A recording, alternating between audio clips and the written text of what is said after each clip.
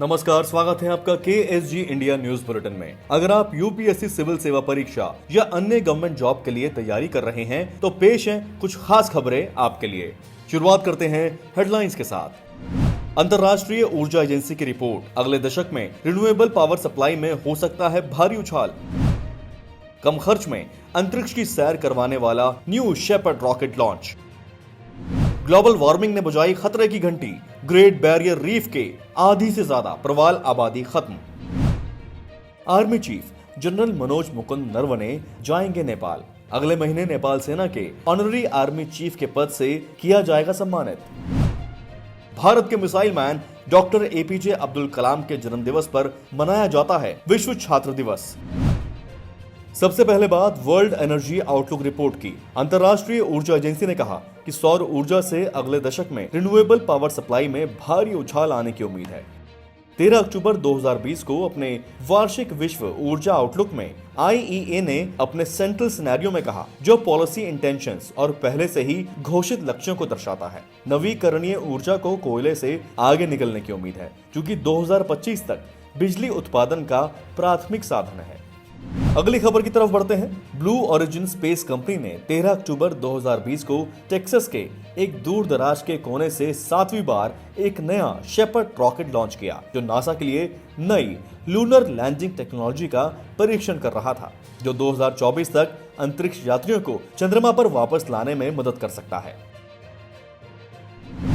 पूरी उड़ान 66 मील यानी 106 किलोमीटर की ऊंचाई के साथ बेयरली स्कीमिंग स्पेस सिर्फ 10 मिनट तक चला। बूस्टर लिफ्ट ऑफ के बाद लॉन्च कॉम्प्लेक्स में वर्टिकली वापस आ गया।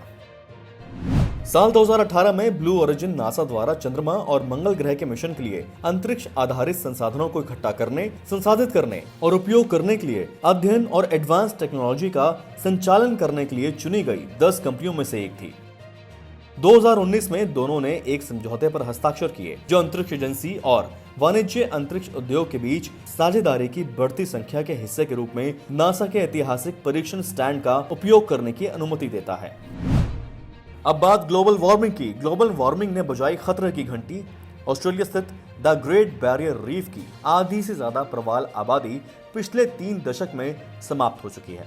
द ग्रेट बैरियर रीफ विश्व की सबसे बड़ी रीफ सिस्टम यानी प्रवाल भित्ति यानी मूंगा चट्टान है। इससे संबंधित अध्ययन report Proceedings of the Royal Society B नामक पत्रिका में प्रकाशित हुई है। इस रिसर्च के सह लेखक और जेम्स कुक यूनिवर्सिटी के प्रोफेसर टेरी ह्यूजेस ने कहा कि आमतौर पर 25 साल पहले की तुलना में ग्रेट बैरियर रीफ में प्रवाल की संख्या 80 से 90% कम हो गई है। अध्ययन रिपोर्ट के सह लेखक एंडी डीजेल ने कहा कि इस सब पर रिकॉर्ड तोड़ गर्मी का सर्वाधिक बुरा असर पड़ा। समुद्र का तापमान बढ़ने से कोरल के स्वास्थ्य पर प्रभाव पड़ा है। रिपोर्ट में कहा गया है कि मास ब्लीचिंग को पहली बार साल 1998 में रीफ पर देखा गया था। इस साल ऑस्ट्रेलिया में रिकॉर्ड गर्मी पड़ी थी। इसके बाद लगातार तापमान बढ़ता गया और रीफ पर इसका बुरा असर भी दिखने लगा। वैज्ञानिकों ने कहा है कि इस रीफ को फिर से उसके पुराने आकार में नहीं लाया जा सकता है।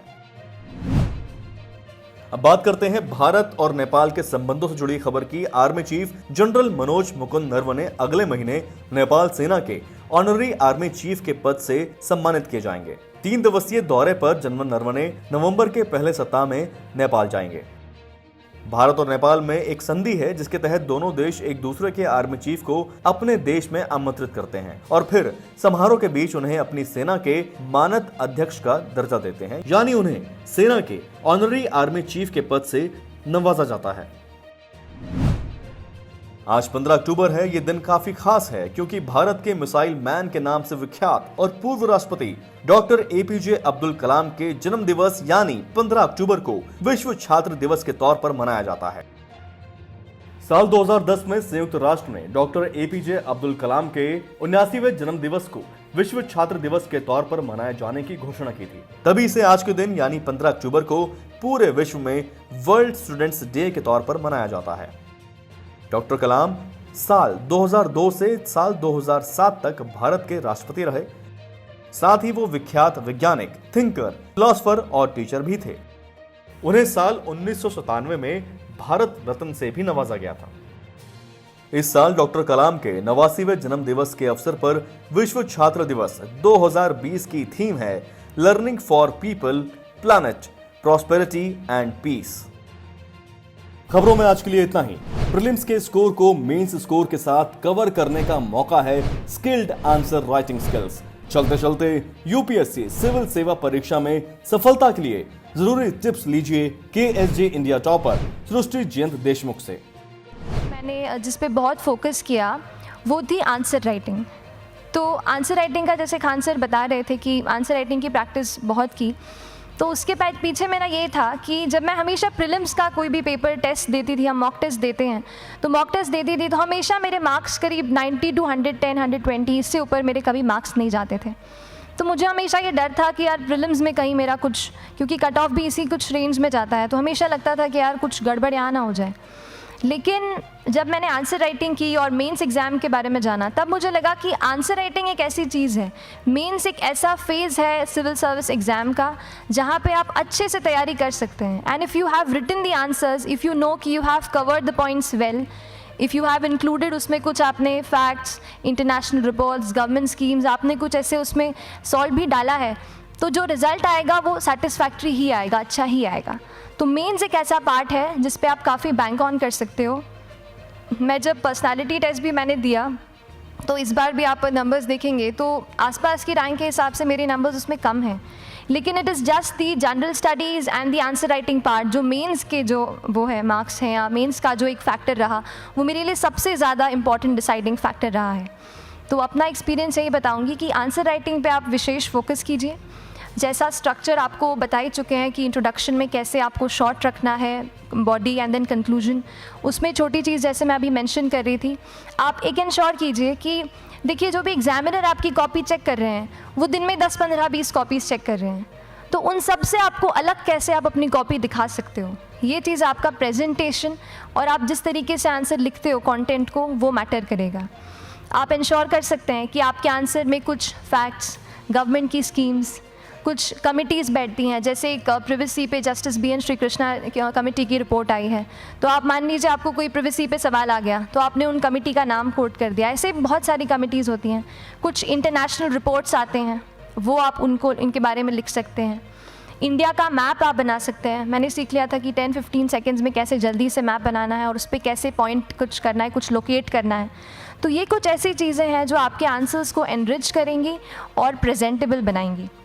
तो इस तरीके से आंसर्स पे जैसे हम क्लास करते हैं, लेकिन उसके साथ साथ आपको ये कोशिश करनी है कि 1 से 2 आंसर पर डे आपको ज़रूर लिखने ही लिखने हैं, apart from the test series that you are doing.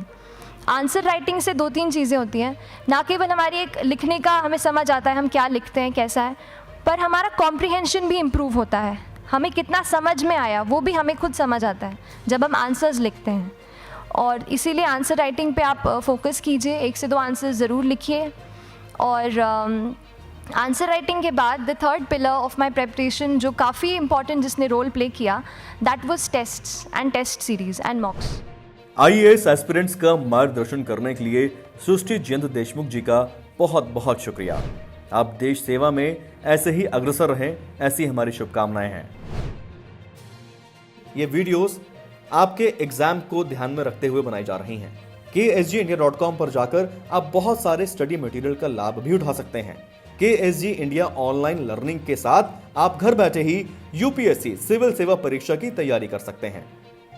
Channel को सब्सक्राइब करें जिससे आपको हमारी इंफॉर्मेटिव वीडियो सबसे पहले पहुंचे।